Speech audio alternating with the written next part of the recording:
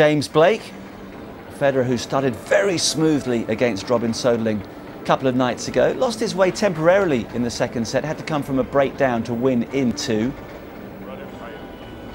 And in these gloriously sunny conditions. 7-9. We have 7 linesmen out here. Use the machine to call an end. Remind about it 25 seconds. And television changeovers, so please try to sit down. And then in the set break, when they water the court, it takes longer than normal here. So please be patient and just wait. Any questions? That's Graf just putting everybody right. Interesting. Lars Graf asking Roger Federer to be patient. Okay, good luck. He's like, huh?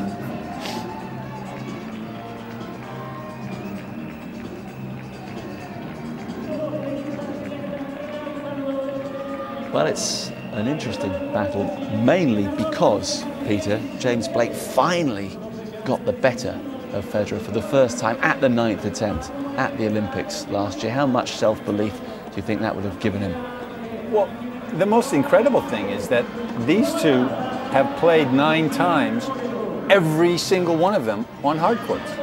Never played once on clay, never played once on grass. Federer's won 8 of the 9, and clay and grass are Blake's worst surfaces. So you'd have to say that Federer is a pretty prohibitive favorite right now.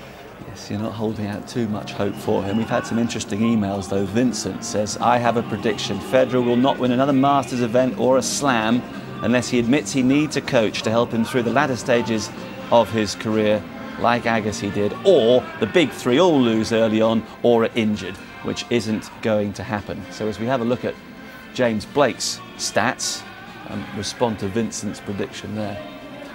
Well, you know, I don't know. I'm not sure even, he might be right. I'm not sure if Federer's going to win another Slam. I mean, it's not going to be easy for him. He does need to turn something around in his head, because right now he's got a mental block against Nadal. And every time he plays him, he seems to just seize up a little bit. And it's starting to become apparent that he's reacting that way to Murray as well. So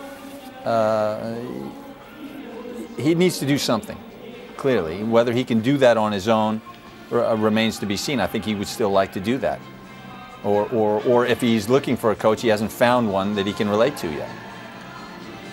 Well, James Blake has had a very settled team, of course, for so many years. But we've mentioned this a few times. We got another email yesterday after his hard-fought win against Ivo Karlovic. Still looked a little miserable at the end of that match. Signed a few autographs, but there didn't seem to be a great deal of zest and spring in his step. Yeah, well, you have to really try to be happy when you're playing against Ivo Karlovic, because it's a miserable experience, and so you almost have to manufacture some good vibes before you walk on the court with him, or you're going to get sucked into the mire. And yeah, I think that James Blake is struggling mentally right now. He might just be a bit bored.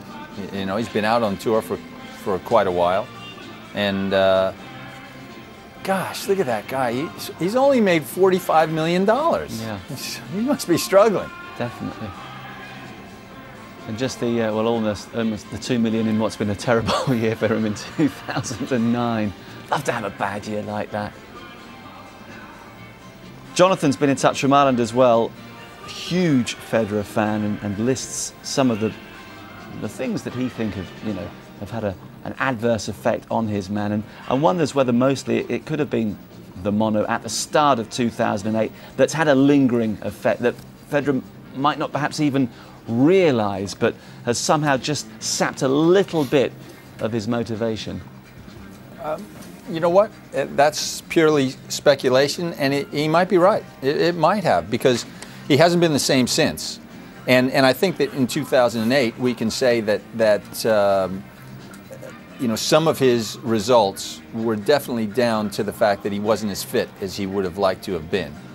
But the fact is that something has lingered from that period, and it has affected him more than I think just a lack of fitness would have. You know, he's lost some degree of confidence And that has presented problems for him. However, he's faced problems in the past in his career, and he's overcome them. So who are we to say that while he's taking a bit longer to figure this one out, that he won't finally do it?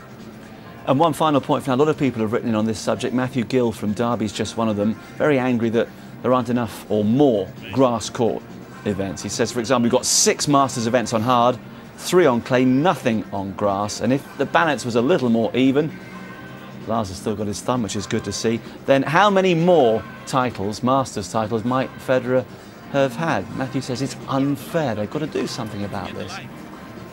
Unfair? Well, it's just, it's the way the calendar works. You know, there's not enough time between the French and Wimbledon. If there were another week, then I think there might be a consensus to add a Masters series on grass.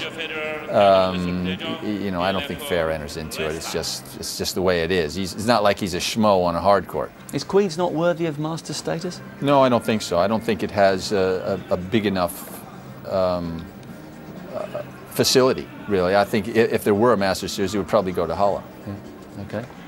There's Mrs. Federer. We had a couple of emails yesterday from people who hadn't picked up on the news that Roger was now a married man. Happened a few weeks ago, and of course they have a baby on the way as well. Do keep your texts and emails coming.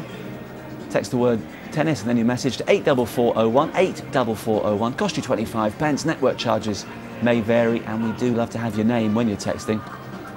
And email us tennis@skysports.com. Tennis@skysports.com. Still to come today, we've got Djokovic against Seppi, Monaco and Verdasco, Nadal and Kohlschreiber, Roddick and Davydenko, Ljubicic and Simon. You name it, it's coming. But it's all about Roger Federer now, with James Blake hoping to beat him for a 2nd successive time. And in the commentary box, it's Leif Shiras and Mark Petchey. Warm-up complete for these two players. No secrets between them. They've met on numerous occasions. And of course, Federer looking for revenge for the first time over Blake, who won their Olympic meeting. It's a beautiful day. There'll be no need for the roof to be closed. Of course, as everyone's saying, Federer now married. Wedding bells have been in the air recently on the men's tour in particular. Marty Fish getting married, Andy Roddick recently. No such wedding bells for James Blake. Goran Ivanisevic also rumoured to be getting married at some stage this month. We wish him well with that, to his long-term girlfriend of 10 years. Boris Becker, of course, going to retie the knot.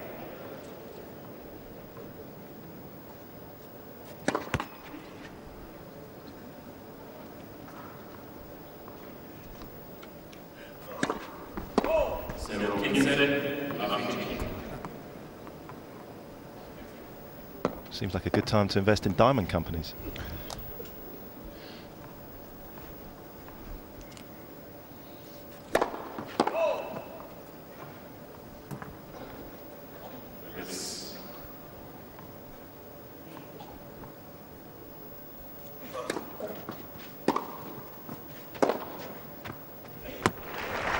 And there's a gem from Blake.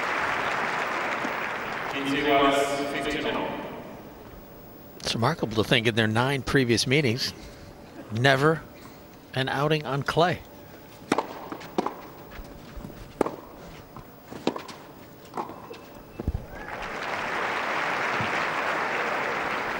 I think that's the kind of tennis Blake needs to play. He plays all-court tennis. Take the attack forward when right. Use your speed at the net to finish.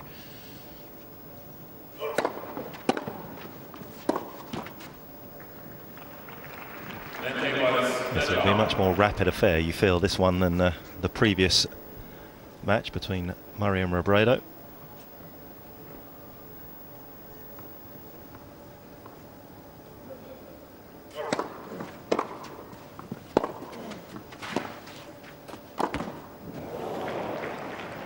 Nothing is easy today in this wind. You have to concentrate 100% on where that ball's going to end up. Drifting in the air there, Blake with the error and Federer with the early chance.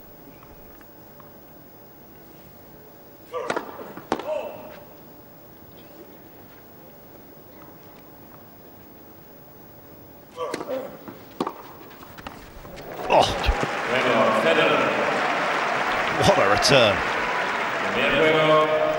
First game. Yeah, and I was thinking that Blake needed to do those kinds of things today to Federer, and it's Federer who steps up and makes something good happen. And on this particular court that is playing fast, high bouncing, you feel that that second serve is a real opportunity to move forward. And boy, I'm not sure anyone could do it better than that. Yeah, that's the type of return you'd love to see him perhaps take on a little bit more against Nadal as well. I mean, you look at some of their meetings in major finals and the amount of breakpoint opportunities he's had, and he's been unable to get through. But I know it's different, obviously, right-hander, left-hander, but the mindset the same. It's a 0-15. Sounded very positive after his opening match about the conditions more than anything else, that it suits his style of play.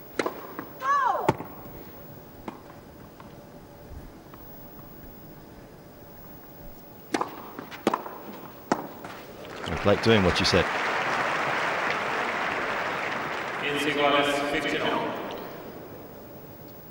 Must feel like your serve coming at him right now after playing Karlovic. Careful. That hurts me to the core. But you're probably accurate. I hate to say that. But I mean, if you're going to go into the Blake forehand, you better go in there strongly. You can't just put it into play, because he will feed you that return.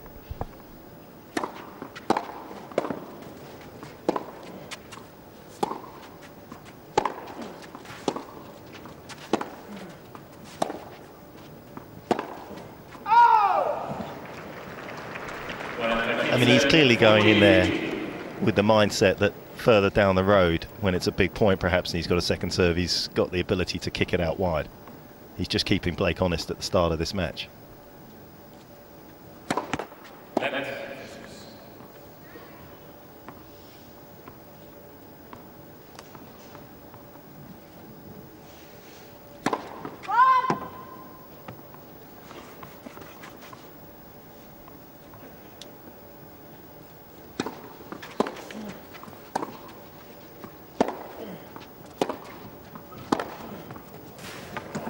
Oh, what a strike.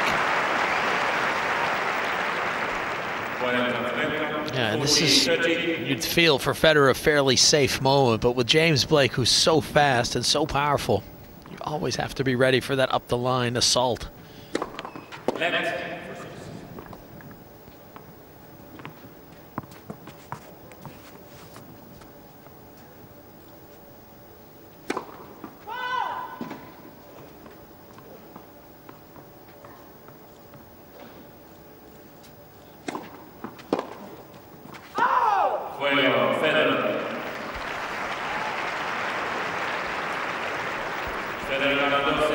A couple of nice moments for Blake in that game, but unfortunately unable to recover the early loss of his serve.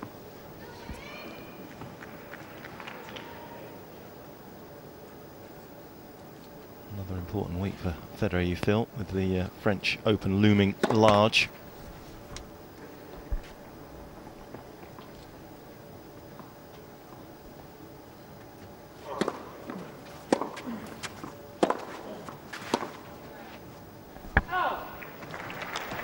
And you can almost see why Federer would like these conditions in Madrid. He's a shot maker.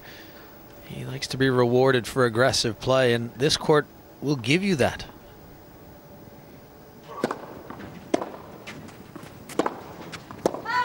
Been a little quiet this year, Blake. Semi-finals in San Jose earlier. The clay court season has started giving him a little confidence back.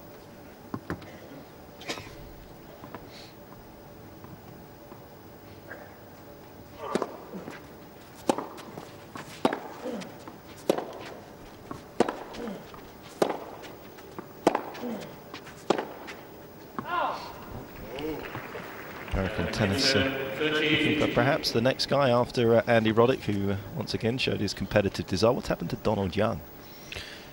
Yeah, outside the top 100. Back on the Challenger Tour, trying to make his way again. You had a few swings on the ATP Tour, but just unable to make any headway.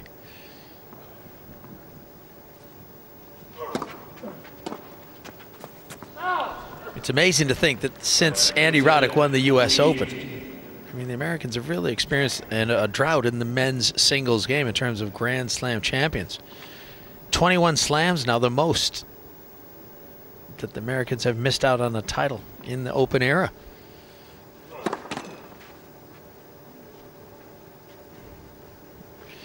You're not sure that's going to be changed at the French.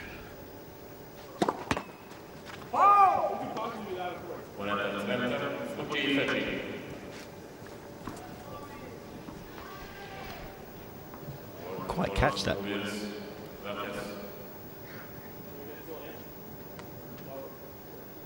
Photographers, well, we had a couple of players complain about the photographers here in Madrid.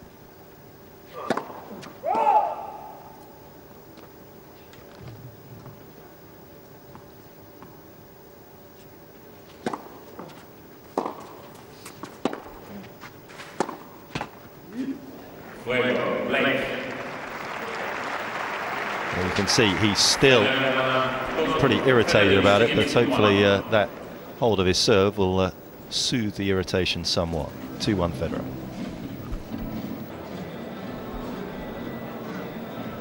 Loyalty's been a key word for James Blake over the course of his career. Still with Brian Barker, who has seen him through his development from the lower ranks to the higher echelons of the game. The highest he ever got was number 4 back in November 2006. What a year that was for Blake.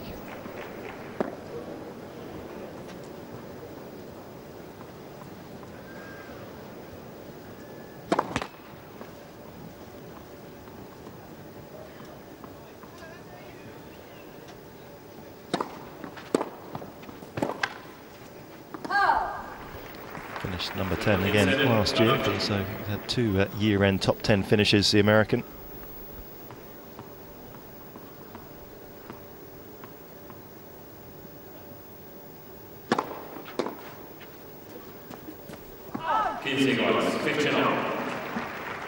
And that was some serve deep in the box.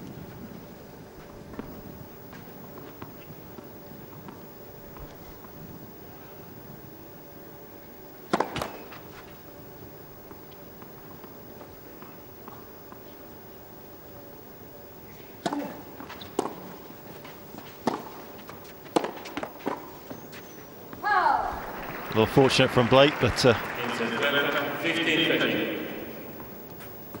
to strike the ball with a little authority. Federer just checking out the elements. Yeah, and that last attacking forehand from Federer, it just landed short. Blake had time and took advantage. Yeah, that's a little bit better. Such a wonderful flow about his movement, how he takes this ball, moves in, and then just glides to the ball, shifting his feet across this clay court surface.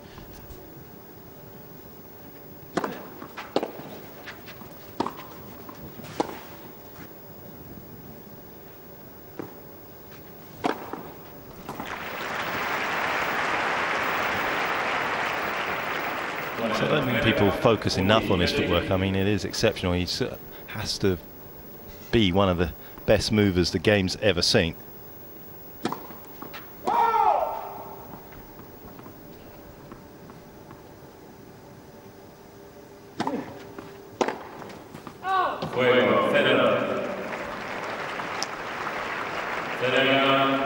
Easy just to see the elegance and not the hard work that's gone into achieving that. Yeah, and there's that connection from shot to shot. You know, he just seems to be so in rhythm, and that's part of his greatness, is being able to put together points, use that rhythm to build confidence and effect on his shots.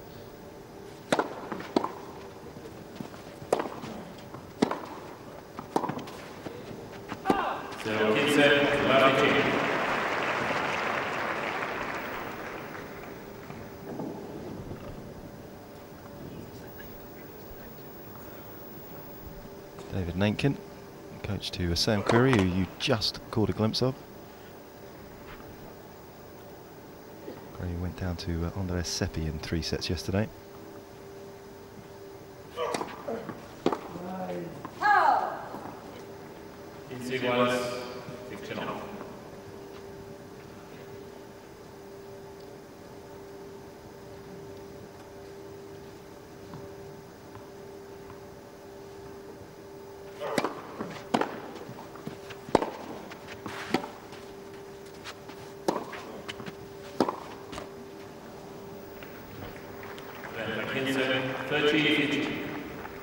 And he just seems to make more errors on that backhand than he did during his golden era.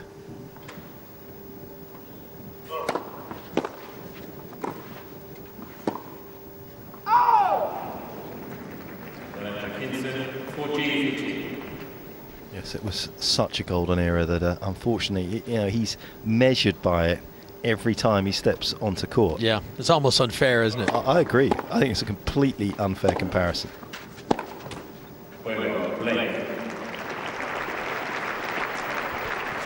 But right now, his focus very much on Blake, who's held his serve for a second time, but it's Federer with the break advantage.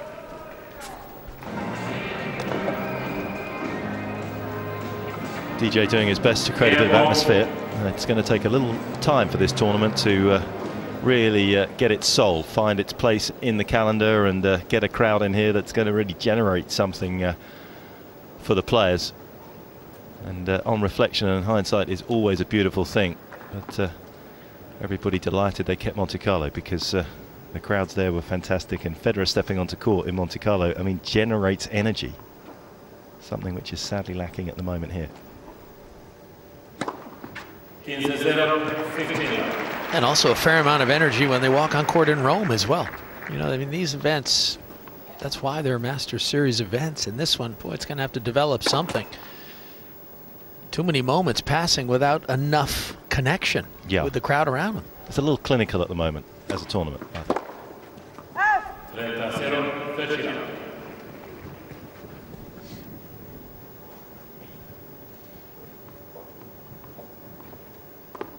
Of course, a new stop for the World Championships, the World Finals this year in London, the O2 Arena.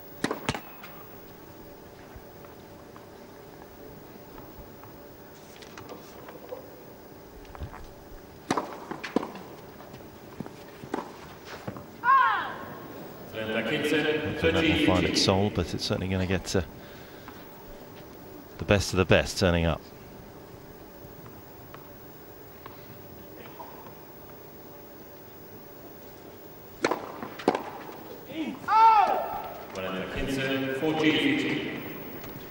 Really mixing up his placement on his serve, isn't he? I mean, his body, wide, forehand. He's done a good job, and Blake, who likes to see a rhythm and drive the ball, has been unable to really get enough balls into play.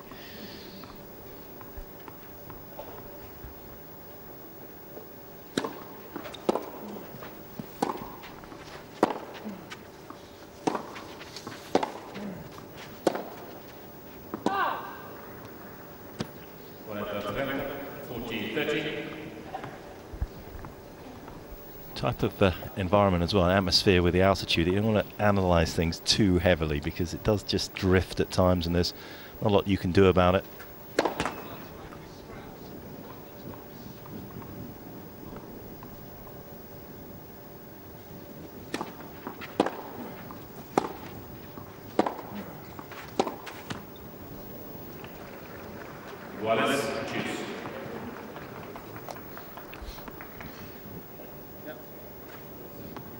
And Blake hits the ball with so much power. It really challenges you, because you're not always getting a true bounce out here. And that one Federer struggled with.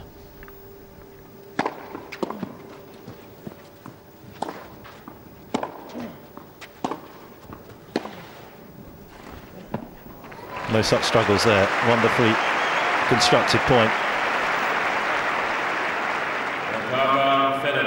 Yeah, and Blake, when he's in trouble on the forehand, he tends to go with power. And the ball was back to Federer quickly, so he had space to hit into. Ultimately able to finish easily.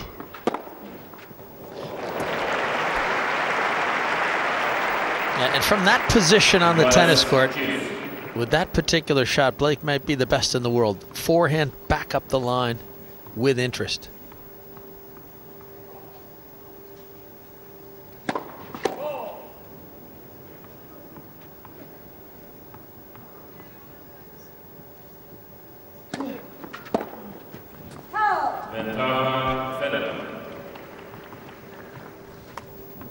Yeah, the sort of little moments you got to take.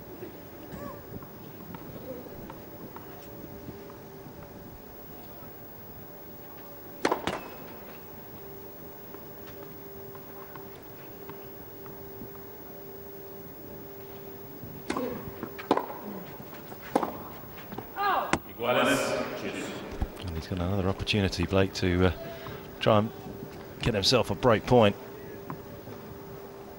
Federer being very charitable in this game, and first serve percentage once again suffering a little bit for the US Open champion.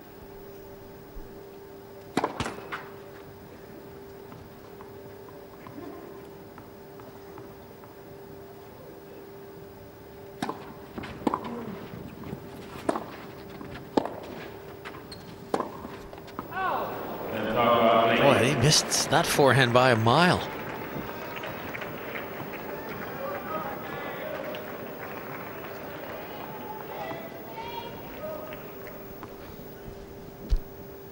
Well, he hasn't done too much in this game, Blake, but he hasn't done too much wrong either. But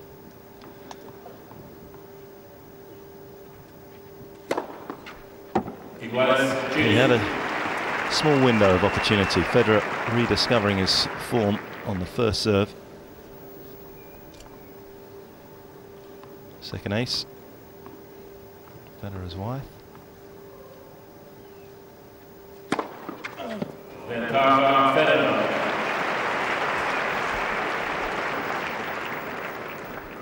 And there are moments when you feel as if he needs a little adversity just to charge his engines, just to get going and remind himself why he's out there. And you wonder in his mind, you know, how many times does he have to beat James Blake? And I think he needs to find a new interest in all this. Because there are moments when it does look a little too easy, and he's done it all before. You know, I think he has to understand the reason why he's there. You know, is he comfortable with being here? I think this week almost a little easier for him because he's got a couple of majors just around the corner, so the motivation is there to try and find his best tennis going into those particular events. But I agree with you. I think the other weeks it must be difficult for him. I mean, let's be honest, he wouldn't be human. Yeah. If it wasn't just a touch monotonous at times. Exactly. And the fact that he is measured by those great results, you know, it even seems more dramatic that he's not where he was. And Better. Okay, give it to me, give it to me. Okay. Yeah, take it away.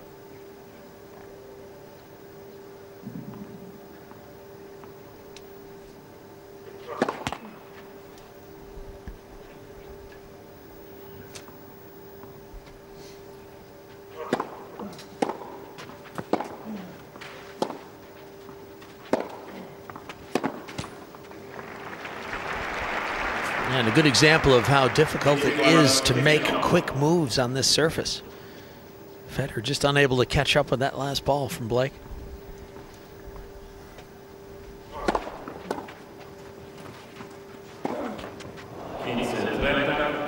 Easy when the ball's doing that as well.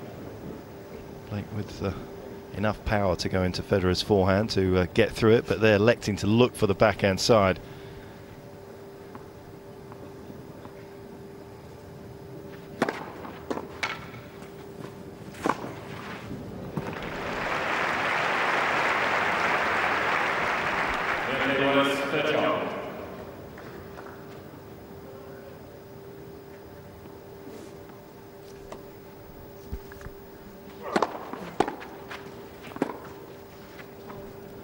Looked long, wasn't called, and Blake just circling the mark, or semi-circling the mark.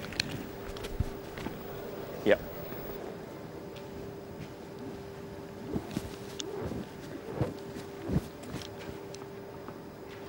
That's one of the things I think's also changed with Federer, and again you can over-analyse it a little bit, but you know, the blocked chip backhand return, I mean, he used to hit that thing on a dime almost every time. And you just look at, you know, 15-30 there, he's got two. One, he's tried to drive. He definitely drives more returns than he used to.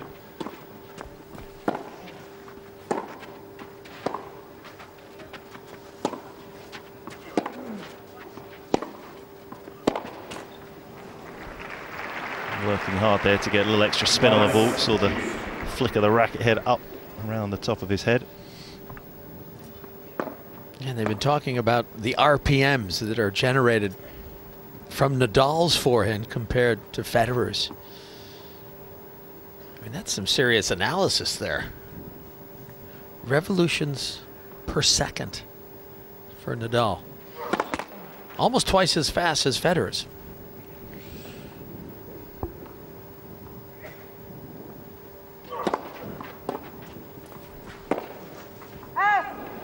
Well, that time he got the chip right. And that's a great chip in terms of the length as well, because, you know, your opponent is sort of skipping along the baseline and suddenly he's got to actually go forward and try and make that pass as well. Very awkward.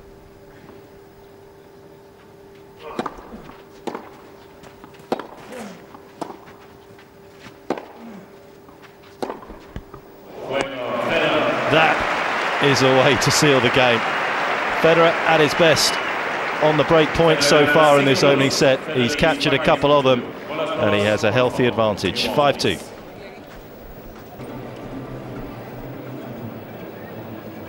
Really has played the big points well in this opening set against Blake. He's under a little bit of pressure on his own serve, self-inflicted, but found the ace to get himself out of that break point moment. And he was under an umbrella there on the changeover. It's pretty nice. They get the royal treatment here in Madrid.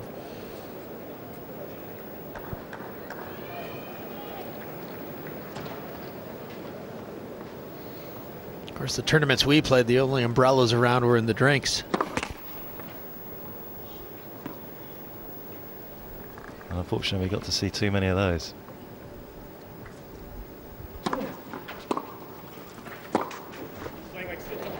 Well, we've been questioning his backhand, and I think he's providing a few answers.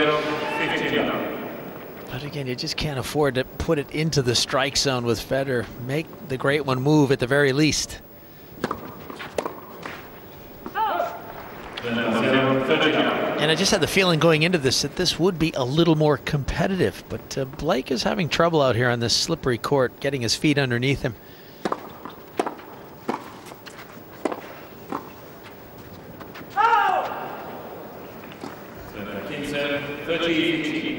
Exploring the serve and volley, and it's got to that stage of the set for Federer that he feels that comfortable that he's going to win it no matter what.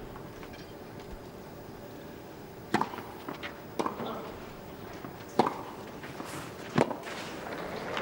he didn't seem to suffer with lack of RPS or RPM or whatever you want to call it on that particular shot.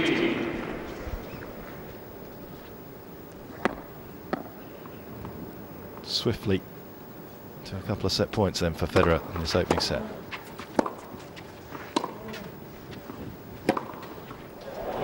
Now that's magic. 6-2. The perfect set from the world number 2.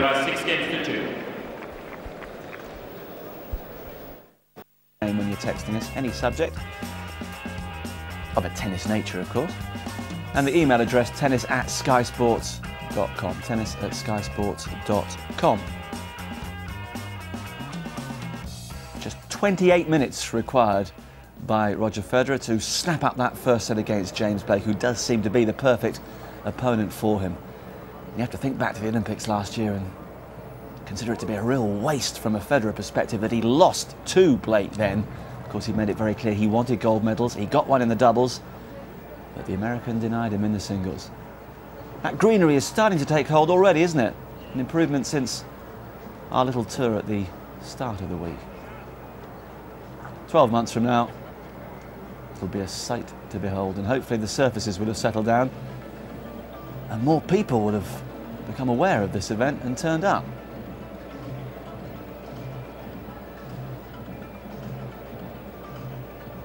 Let's see if Federer can make equally short work of this second set. Back to Leaf and Mark. Well, at least Leaf and I now know where to go when we need some tips for the garden. I didn't know Marcus was an expert on flora and fungi.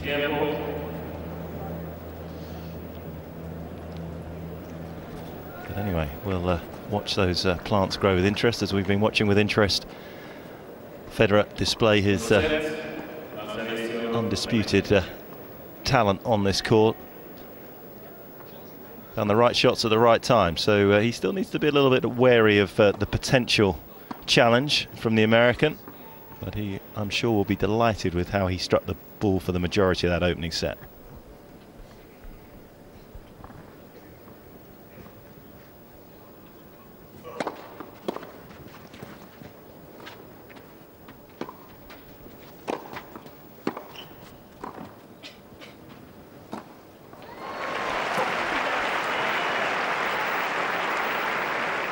He stole that point away. I'm not sure if Blake thought on the overhead that Federer was going to chase the space down into the forehand side. Yeah, the drop volley hit the service line.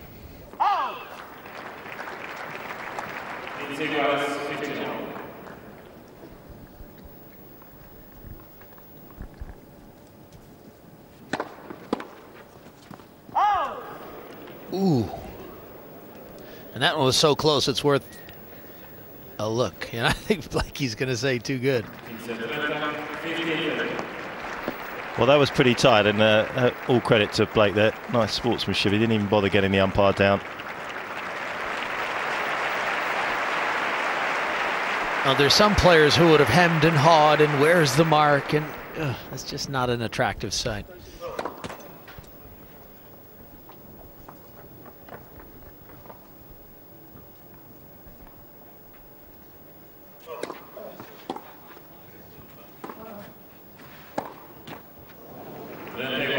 He can't believe it.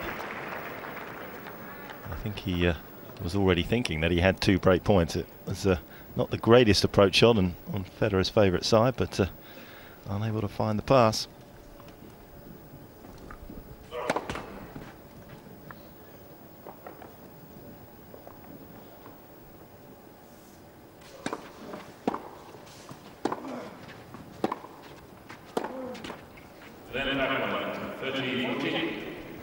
Yeah, that's something of a liability for Blake, is the consistent production off the backhand wing.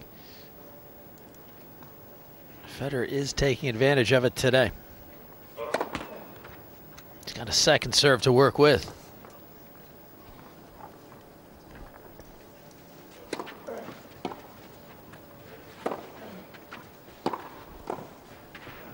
Oh, he did well there, Blake, under pressure.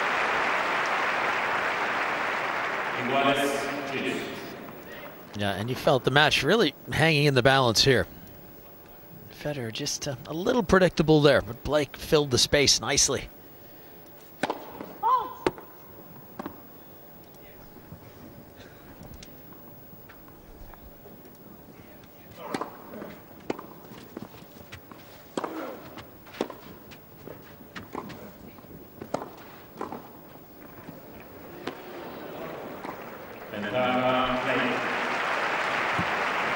And again, some nice work up at the net. Had to make a very quick decision there. I wasn't sure that he made the right one, but another solid volley from the American. Oh, that looked wide. You want me to check it?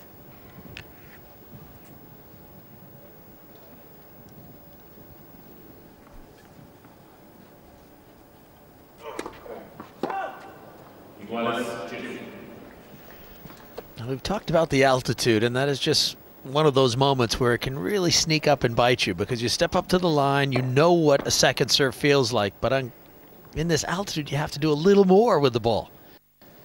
You can't just sort of step up and hit your second serve. Sometimes you have to think a little bit about it. And here he is, just going a little too quickly, not taking enough time. Ouch.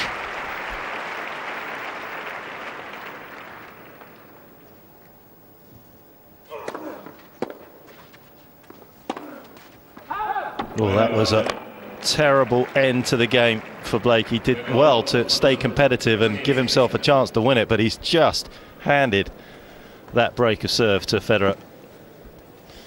And I bet the number 2C can't believe his luck. It's not been a happy hunting ground for Blake over the years here in Madrid. Hadn't won a match coming into his 6th visit here. look back at some of the opponents he's lost to. Justin Kaleri, Max Mirny. Well, he would be a difficult opponent, I would think, indoors in altitude. Christoph Fliegen, another man with a big serve.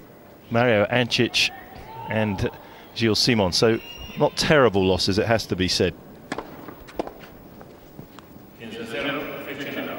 I've always been a little surprised that the Americans haven't produced at that time of the year when they were. This was an indoor event, and then of course Paris followed it. But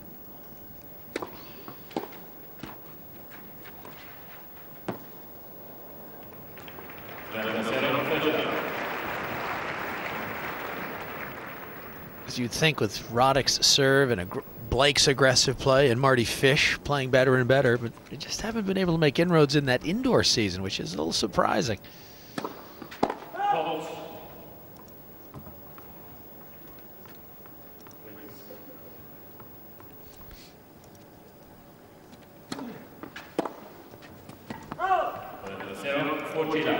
We mentioned early on about the shortage of U.S. Grand Slam champions at this gap of Andy Roddick's last U.S. Open win and the next American Grand Slam winners, the largest gap in the Open era.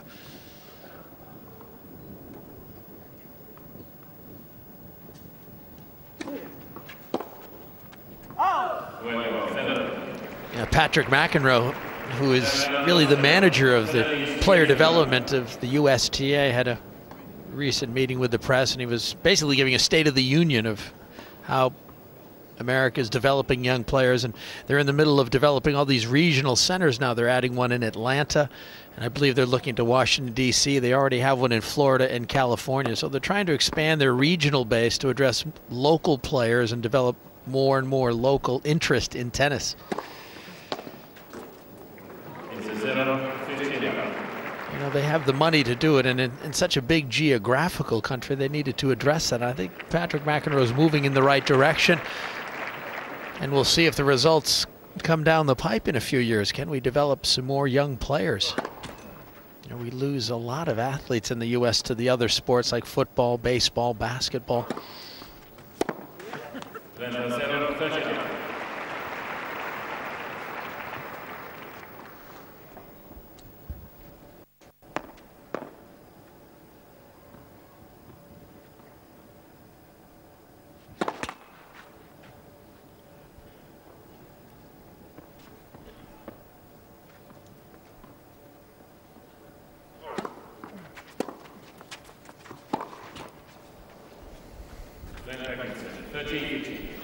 Erratic, perhaps, is being a little kind to Blake at the moment. He really has not found any decent form for any period of time. Ah, that's nearly done. It's been his best area to work in, up at the net. Yeah, this was a good return here, and the perfect kind of volley. Short, low. In the court. That's always a good thing.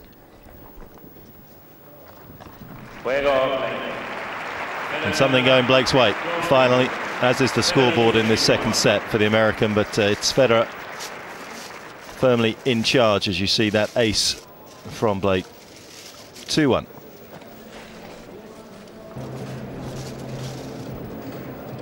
A pretty reasonable crowd in. They're not necessarily the most vocal, but there's a little view from the outside of the other courts here. This centre, which is still really in many ways the tournament of the future. I think next year you're going to see the best of the Magic Box.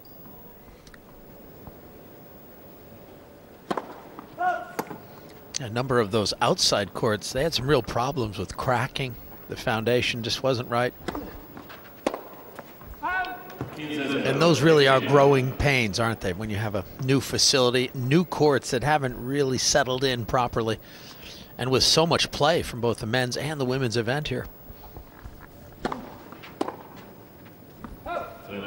Yeah, I think the players and everybody needs to just, you know, go a little easy this year, but obviously next year, when they've had a little bit more time to get everything together, then obviously that would be a bit of a cause for concern. But the investment that Madrid have made in this arena for tennis is only a good thing. It should be applauded for sure.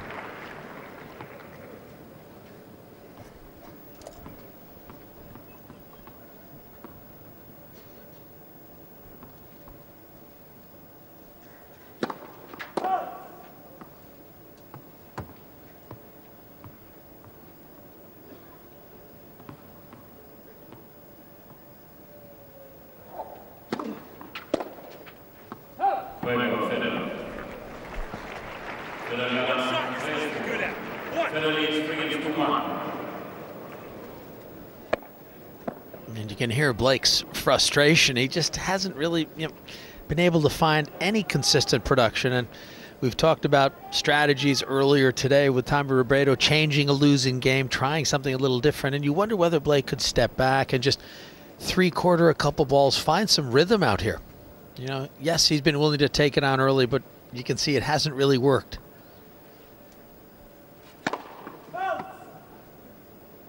Maybe play your way into the rally just a little bit more consistently with a little less pace. Yeah, I think he struggles. He's always torn, isn't he, between, in his own mind, the way that he plays effectively, which is on the front foot, great foot speed, big winners. Yeah, sort of first strike tennis. Yeah, and then when he isn't playing particularly well, he looks a little reluctant to play that type of tennis you're just saying, because he doesn't feel as though he's going to be effective and be in charge of his own destiny.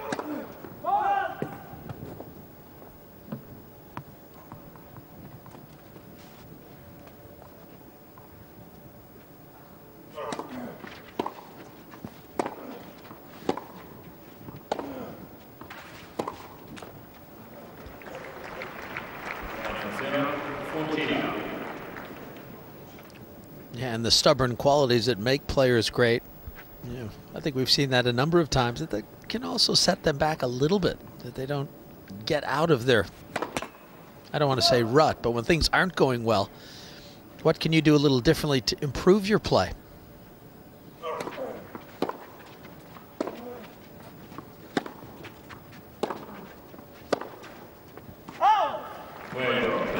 Well, that might improve his mood a little bit.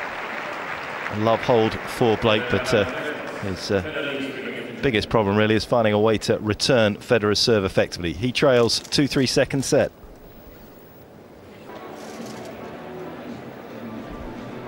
Blake last season turned in his most consistent results in the Masters series, after 5 quarter-final finishes or better.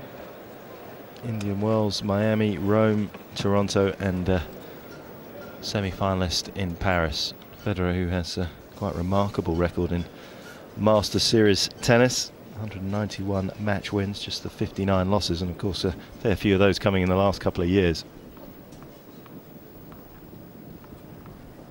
Second to Andre Agassi in terms of match wins in the Masters. Agassi with 209.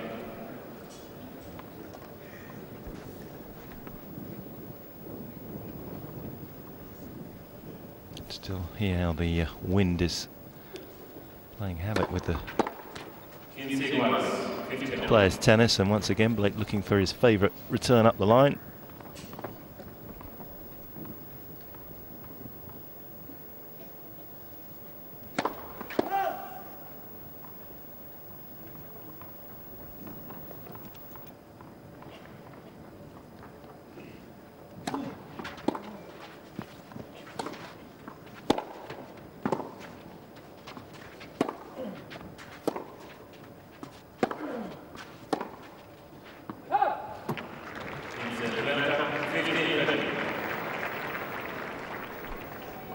Encouraging signs for Blake. Federer unsure about one of the shots the American hit, but he's got to be a little careful now.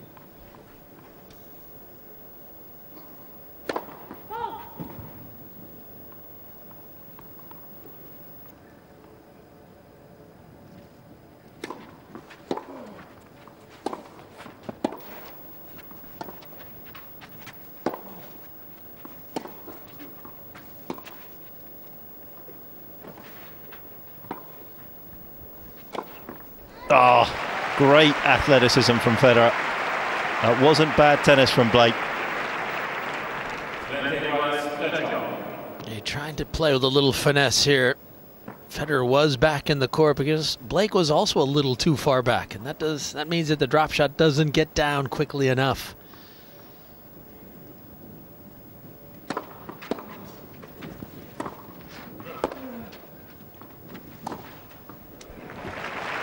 Took his time, and he needed to, because he had rushed that shot. I think it might have been not where he'd expected it to be. It really took a bit of a deviation with the wind there, Federer.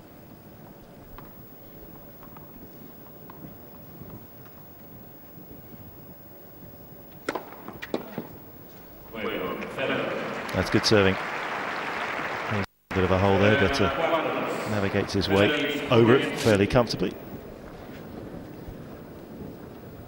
Sort of day that you can't really analyse the play too much. Yeah, it's windy. The court is bumpy and difficult to play on. It's you just have to sort of lower your expectations, play well at the right times, and find a way through.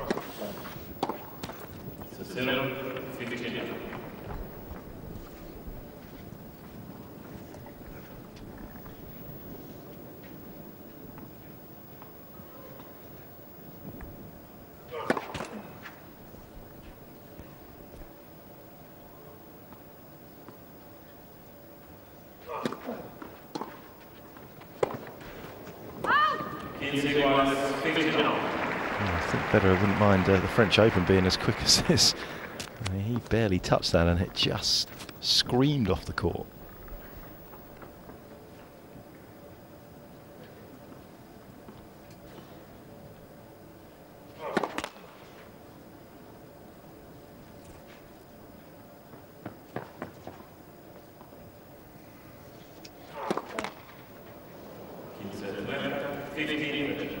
Now the Frenchman, Gael Monfils, has said that he's healthy enough to play a tune-up event before the French. And last year's semi-finalist. Hopefully he'll be healthy for the second major of the season.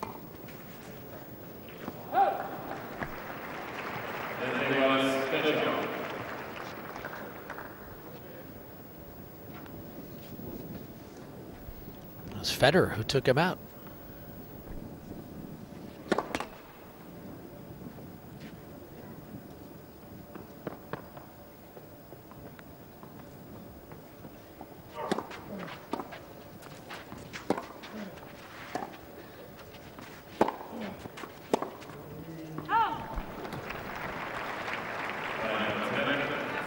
I thought he might go to the chip charge there, Federer. Did it with some success in the opening set, but electing not to do so.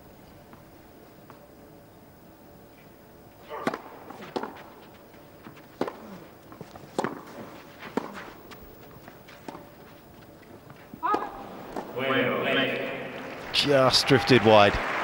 Good attempt from Federer. But for Blake, this match seemingly drifting away from him. Time running out for the American. He trails by a set and 3-4.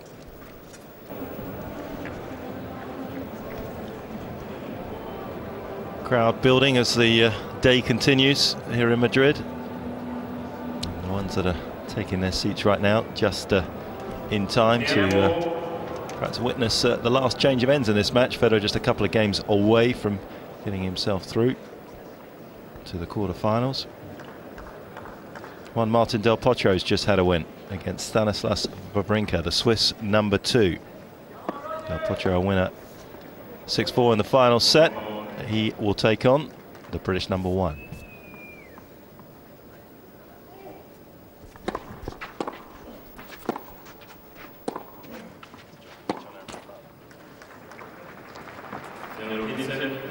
Novak Djokovic has got out to a fast start against the Italian Andrea Seppi, who he played in the semi-finals in Belgrade. Was down a set to the Italian there before coming back to win.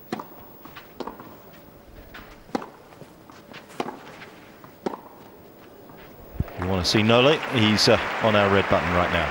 2-love he leads.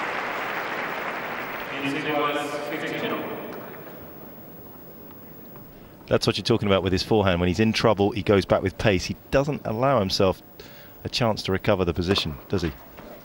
Yeah, that was a great example of it. You know, where Murray or other players would just curl the ball up high and allow them some time to recover and regain position, Blake always pulls the trigger. If he doesn't hit a winner, the point's lost.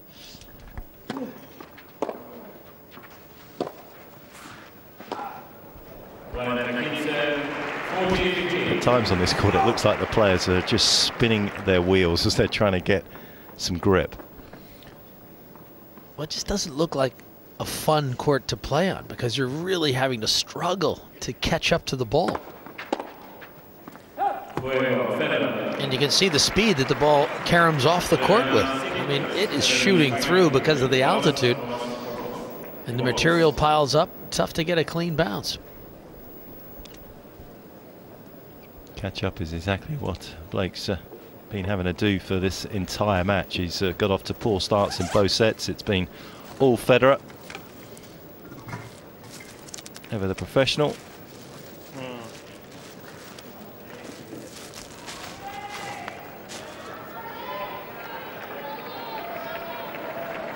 Fresh racket. Blake with the new balls, trying to stay alive.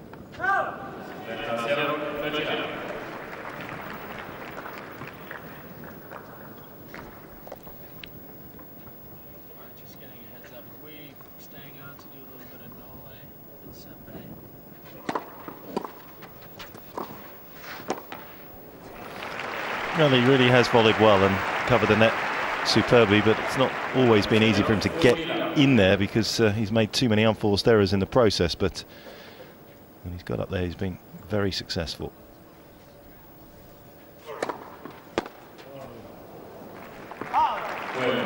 Doing what he can, Blake. Hanging on to his serve. Another love hold for him. He's had a few of those, but it's Federer who will come out after the break to serve for the match.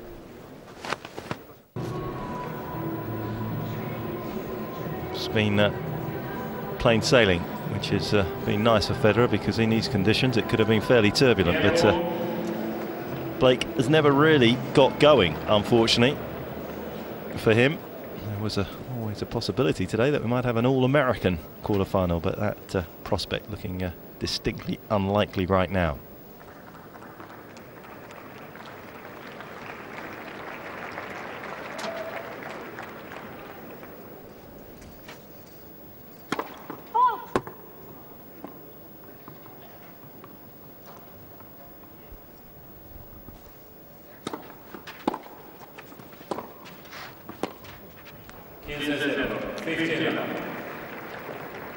Well, that's been part of the struggle for Blake. He likes to take the ball early, and he just can't find a bounce.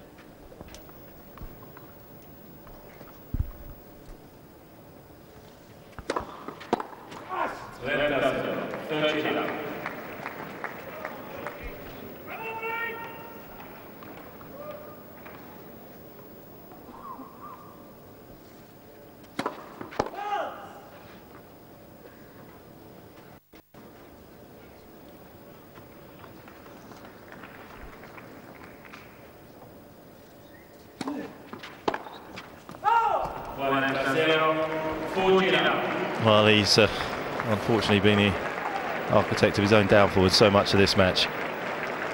Federer with 3 match points.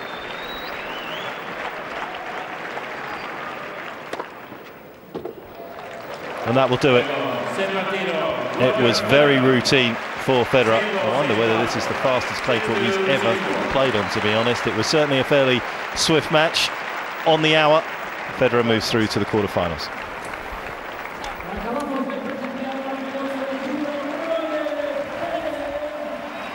No problems at all for Roger Federer, rather as Peter Fleming was anticipating against James Blake. Their styles match up perfectly for the world number 2. All over in the blink of an eye. I wonder if it was almost too easy for him. If we have a chance to chat in a moment, that's perhaps something we could broach. Maybe he needs just a little more of an examination before things become tougher towards the end of the week. But James Blake walks off court with that unhappy look on his face. We're becoming all too accustomed to seeing that.